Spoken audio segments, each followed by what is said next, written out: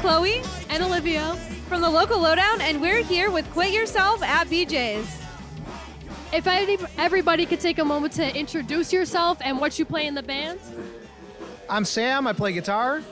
I'm John, and I play drums. My name is Travis, and I play guitar. My name's Johnny, and I play bass. Awesome, thank you guys.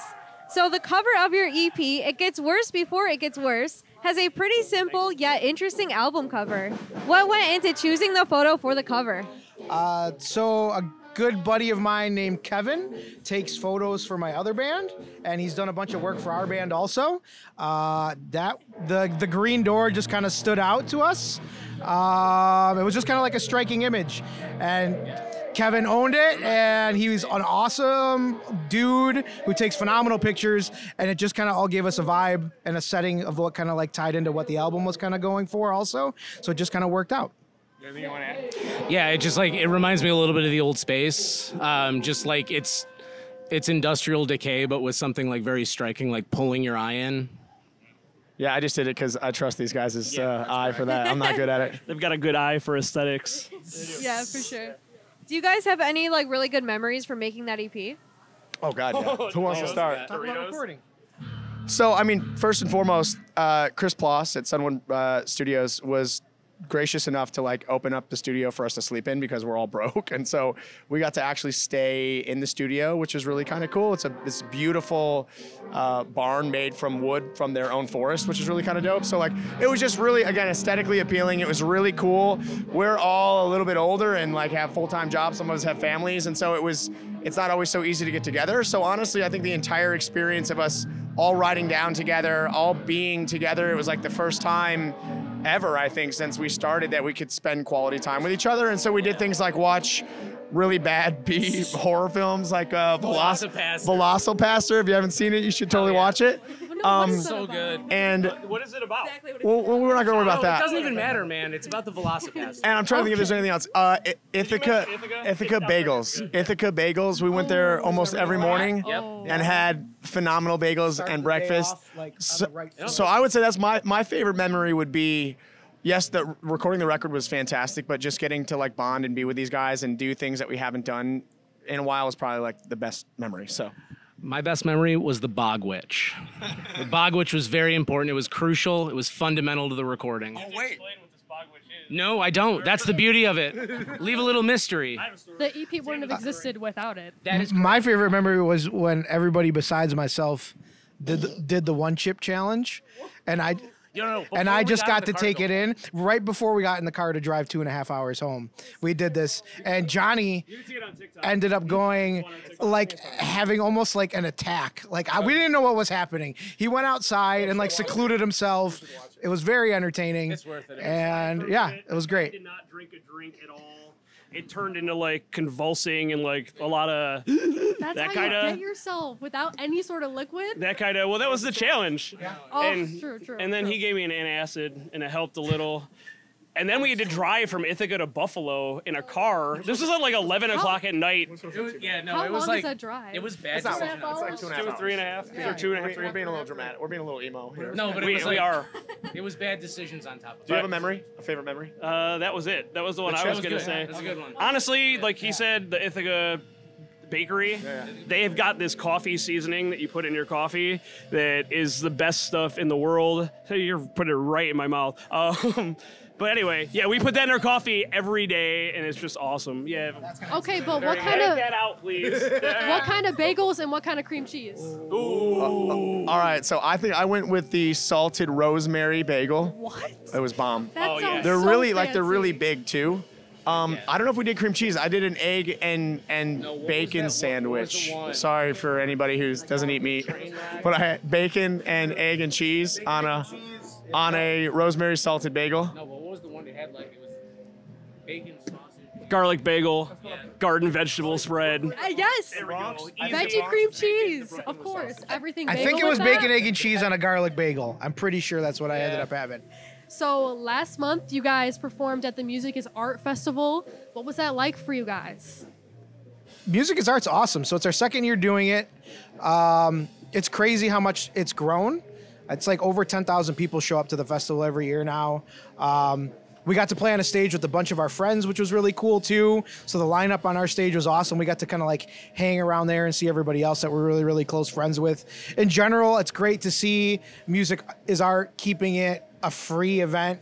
So many people come out and there's so many bands on it. So it's a really good opportunity for exposure for a lot of bands who don't get to play in front of that many people a lot of time.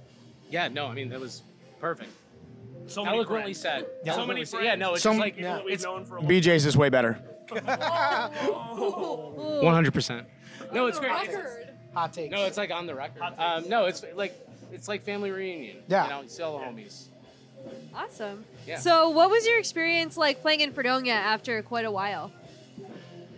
So, like I said during the show, this is the first time I've ever played this venue. I think it's the first time any of us have ever played this venue.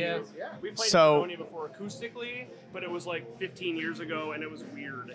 And at a house. You got to talk into the microphone if you're gonna. All right, yeah. So sorry if you can't hear me. Yeah, we played it acoustically in an acoustic trio like 15 years ago that you don't remember at all, but we did here. Sweet. Yeah. So, I honestly, this was by far, I think, in terms of just the warm welcome and like everybody, like you guys are just so awesome, and the crowd was fantastic for us. So I don't know, man, I'm riding on a cloud right now. I feel like I'm levitating. So this was fantastic. I'm excited. I'm excited to see the other bands, and I think that's No, just like really great to be able to be here. Like phenomenal lineup, great venue, and like everyone was into it. Like we're having a blast, and we're happy to be here, and love to come back sometime.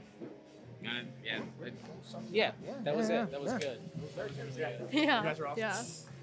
So you guys have released tabs for certain songs, such as "Pulling at Both Ends," which I don't even think you guys played that tonight. Which disappointed.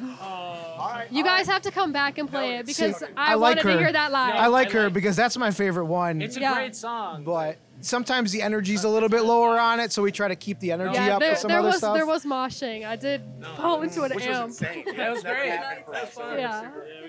No, but now we have to come back because we got a request. We Egg- gotta play it. From me. I know. Personally. Don't forget it. No, not at Don't all. forget it. We will come back. Come back and play Pulling Both Ends. Yes. Okay. Yes. Done.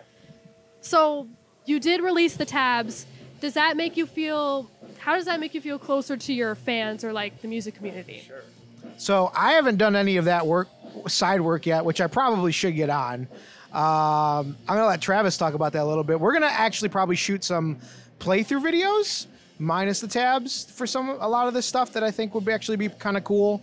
We're just trying to wrap our head around trying to get some more content out from the album and the EP and things like that. That's stuff that we're really, really into though. Like, kind of want to do like pedal board rundowns, gear rundowns, and also just kind of actually do some playthroughs for the songs that we have. But Travis got some requests and he fulfilled those online for some people who specifically asked for tabs.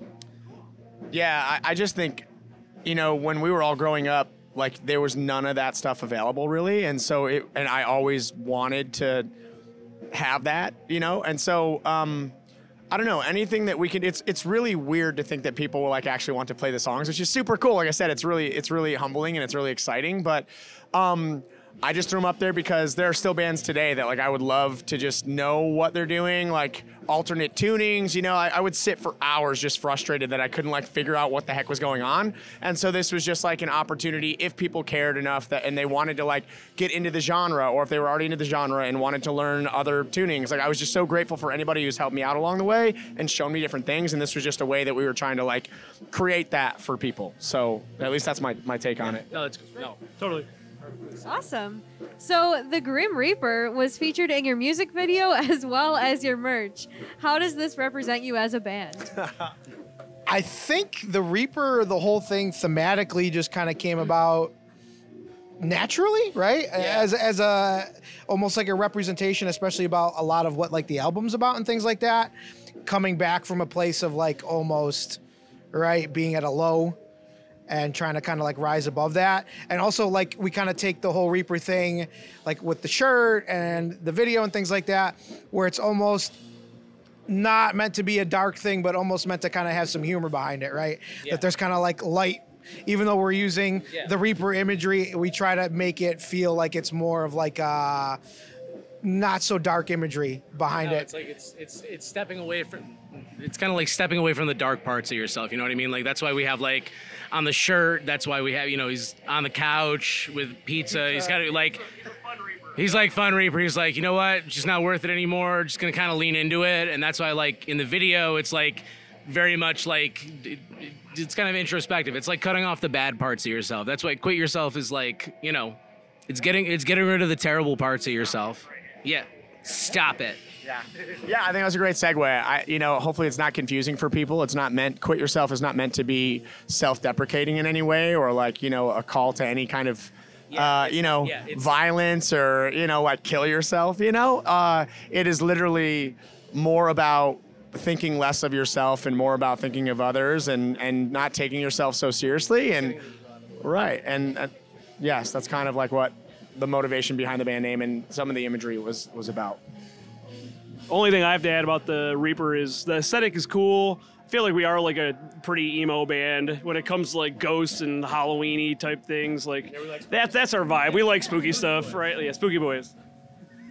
Is there anything that we should look out for in the future? Yeah, so we've got more songs that are done, and I mean you heard a couple tonight, and we've got a few more that we're working on. We're hoping to get into the studio again as soon as possible, as soon as we can all make it happen. So I don't know if it'll be a full length. I'd love for us to stretch for something like that, but again, as creativity strikes, if we're really flowing, maybe we'll have enough. If not, it'll be a second EP. I think. Also, we have a show coming up December 2nd at Mohawk Place. We're playing a release show with our friends in Pretty and Plaid. They're really great. We played a show, album release. Yeah. We